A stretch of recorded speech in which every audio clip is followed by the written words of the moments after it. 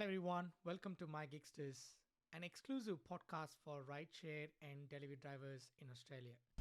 In today's episode, we have another Gigster from our own community, Sal, who's going to share about his experience of working as a rideshare driving in Australia for the last 2 years. Now, watch out, Sal has got some amazing tips and tricks to share with you.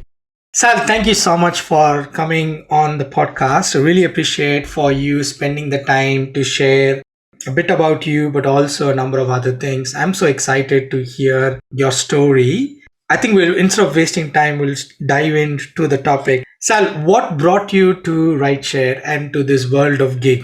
Oh, well, thank you, Benjamin, for welcoming me. And ride sharing. What brought me into it was that I like to spend money, and I'm a bit of a party animal, and I was spending quite a bit of money with all the different social groups that I was involved in. And I'm thinking, well, I can't go on like this. I need to sort of limit my time going out and earn a little bit of money as well, so that my finances don't get stretched. So I had a bit of a hard and long think about what I could do, where I could be my own boss and work when I want, and so that I had no one to respond to. So after a bit of research, I thought, rideshare driving is probably one of the things that I enjoy, or I would enjoy, because I like to drive. I like to meet new people, and I can handle the pressure of traffic, driving in traffic in Sydney, as you well know how bad traffic is in Sydney. So, and that also stopped me from going out and started saving money. So rather than spend money, I'm earning it, so I can work when I want and be my own boss. I will say that I do have a full-time job. Rideshare is just my side hustle, which I normally do about 3 to 4 hours on a weeknight, and it can be anywhere between 3 to 5 or even 6 days a week that I do it. So that's my reason for getting into rideshare driving. That's nice. I didn't know that it was a desire to come out of a party animal into. That's good. But how long you been into rideshare? Yeah, I'm just about to clock up 2 years of rideshare driving, and that's the whole time it's been on a part-time basis, and I've thoroughly enjoyed it. I must say that my experiences have been quite good. I cannot really say that I've had really, really, really bad experiences. I mean, there's been some uncomfortable rides with some passengers and what have you, but all in all, I cannot say that my safety has been jeopardised in that time. So, yeah, just on 2 years that I've been rideshare driving, and I've recently sort of, like in the last 3-4 months, joined up all the other platforms. I'm on most of the platforms, if I'm allowed to mention them. If not, I'll just say, yeah, I'm on the majority of the platforms. Yeah, that's okay. That's good. Good. I'm assuming you would have definitely done at least over 100 rides, if not more, over a Yep. period of 2 years, and that's Mhm. and that is definitely has brought you more experience than just money, but also the other experiences that you have. You touched on a very interesting topic that is around safety and customers and general safety of rideshare. Now, why do you think that, or do you think that safety is a priority for rideshare in this whole business of doing rideshare driving? Do you think safety is important? And if you think safety is important, why do you think safety is important? 100%. Look, safety is first and foremost, because no human being should feel unsafe in doing any sort of work that they're doing.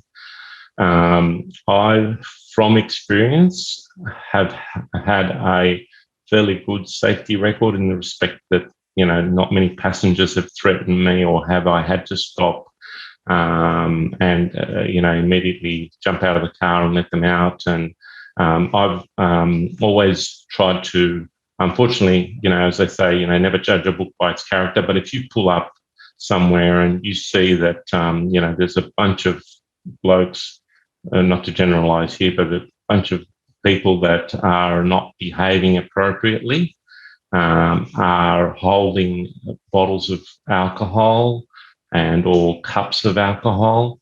I try and have a look and see what's going on. And, if I feel safe, I will pull up. And when they approach the vehicle, I will say to them, there is no drinking in my car. If you can abide by these things, I'll say you can come in the car and I'll take your ride. Otherwise, if they start to swear and carry on and, be abrupt and, not want to abide by these rules that I have, which is the rules of the rideshare, no drinking or consuming anything in the vehicle, I will immediately say, look, I'm very sorry, but I cannot take you, and I will move on and cancel the ride before it even begins for, unsafe reasons. So that's how I've dealt with the safety issue, because, I'd rather not take the risk, because once they're in your car, it's a lot more difficult to deal with the situation than not picking them up at all. And there is options in your platforms that you're using for rideshare to say unsafe or otherwise as to the reason why you haven't picked up that passenger without affecting your cancellation rate. And even if it does affect your cancellation rate, I think your safety is first and foremost and paramount in the respect of your work and you doing rideshare driving. So that's the safety aspect in my perspective and how I have handled it in my experience with rideshare driving over the last 2 years. Hey, just want to take a quick second to thanks for the supporters of this podcast. Hey, if you're listening for the first time, we are an exclusive podcast for gig workers in Australia. We share the latest updates on the gig economy. We interview gig workers and industry experts to make gig worker more smarter and safer. Wow, actually, well said. I think this is a very good way to think is, as a rideshare driver, there are two big assets. One, your vehicle, and two, you as a driver. 100%. And whether the way we have to understand this, I guess, is for many drivers is your vehicle is your workplace. If someone comes into your workplace, just like you want to enter a construction site, you got to follow the safety guidelines of that workplace. You got to wear, you got to be careful, you got to know how to do and what to do. And that's how I see, if a passenger enters into my car, it's my workplace and I have to be safe within my workplace because that's where I'm doing my work. And as a result, there are some guidelines that you need to follow, or there are certain don't do, not encouraged activities, and that you can't increase them. You've also highlighted a key thing about, making sure your drivers can be safe. It's about communicating the aspect of, sorry, I can't take you because ABC. You're not allowed to do this, so henceforth I can't take you. It's about having to say that it is unsafe and I'm not ready to do anything, isn't it?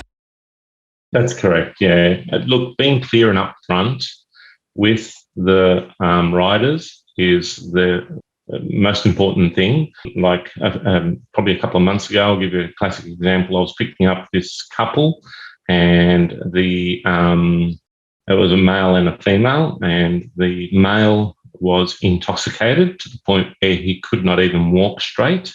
He had 2 cans of alcohol in his hand. And as he was approaching the vehicle, I said to him, look, you look very intoxicated. And he was slurring his speech, and he immediately became aggressive by starting to swear at me. And that's an indication to me that things will get worse. He hasn't even approached the vehicle, and he's already intoxicated, belly walking straight and slurring his speech and started swearing at me. And I said, look, I will not take you in that state. I'm very sorry, and I'm going to cancel this ride now. And I immediately canceled the ride and said unsafe and moved on. So, there's many, many telltale signs that you can use for when people are about to get into your vehicle. And I dare say that if he had gotten into the vehicle, things could have escalated. Yeah. So you need to be smart and aware of people coming into your workplace. Like you've said, your vehicle is your workplace. And if you believe that that person is intoxicated, and from the telltale signs of them slurring their speech, immediately becoming aggressive and barely able to walk straight, that's a definite look, sorry guys, but I don't think you're in any condition to come into my vehicle. I'm very sorry, I'm going to have to cancel this ride. And you move on and quickly get out of there before you give them any chance to retaliate. Because, sometimes when they're in that intoxicated state, the aggression could escalate very quickly. Yeah, yeah.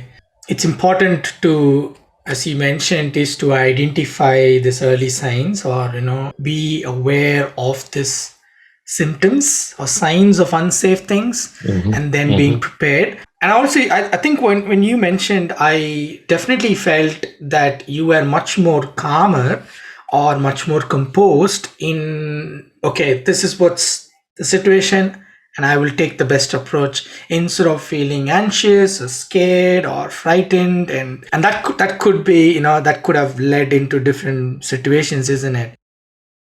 Of course. Like, you need to be in control of the situation.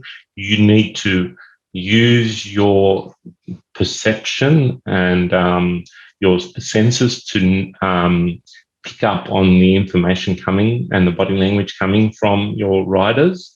And you need to be a quick thinker, and your decisions need to be very precise. And don't beat around the bush. Just, if you see that that person is not in any state to ride with you, and you see things getting worse, by all means, just say to them, look, I don't believe it's a safe thing to do. I'm going to cancel this ride, and just be done with it. Don't think about it too much. And, be a quick thinker on your feet, thinking on your feet. You need to just be very precise with your decisions. Yeah. That's really good. Thanks for sharing those things, because I think for quickly summarizing that part is, you got to understand that it is your work and it is your workplace. Understanding what the safety guidelines are, what can be done, what can't be done, and then being prepared to communicate that to your potential or customer, and also looking out for those hazards, those risks, those signs, and be prepared to also face those in a way of that you have control. So really good. Thanks for sharing that. I wanted to also pick your brain on something else, which is about knowing that it's all about interacting with your customers, right? It's about telling yes or no. It's still, you have to do that conversation. Now that we have spoke about the unsafe side of it, I wanted to ask you, how do you go about treating your customers? Let's say I jump on your car, and what are some of the things that you would do to with your customers that is very special? Oh, for sure. I can just run through a scenario of when I first pick up a rider. There's 4 questions that I like to ask up front, and which sort of leads on to the whole ride, and how to interact with my riders. First and foremost, when you pull up in a safe place to pick up your passengers, you once they jump into the vehicle, you ask them, what their name is, to confirm. Depending on which platform it is, you might get a PIN code, you might get nothing, and you have to ask them their name just to make sure you pick up the right rider. Second question, I confirm with them the destination. Normally I just say the general suburb they're going in, or the street name if the suburb sometimes doesn't come up. And then I proceed to ask them, how are you? And, depending on the question, on the answer you get, or I know whether or not to continue conversation with them. If I just get a simple, yeah, good, and then I proceed to ask them another question to see if they're in any mood to chat. And my second question is, how has your day been? And if, again, I get a, yeah, good, I think, okay, this person's probably not had the best of days. They probably want a bit of quiet, and they need to just sit there and just sort of do what they want to do without me interfering with them. So depending on the answers you get on those two questions is as to whether or not if the rider would like to continue on with conversation. So normally if they want to continue on with conversation, they will ask your question back, and sort of it leads on from there. So if a passenger wants peace and quiet, I'll give them peace and quiet. If the passenger is happy to continue chatting, I'll continue chatting with them. You know what I mean?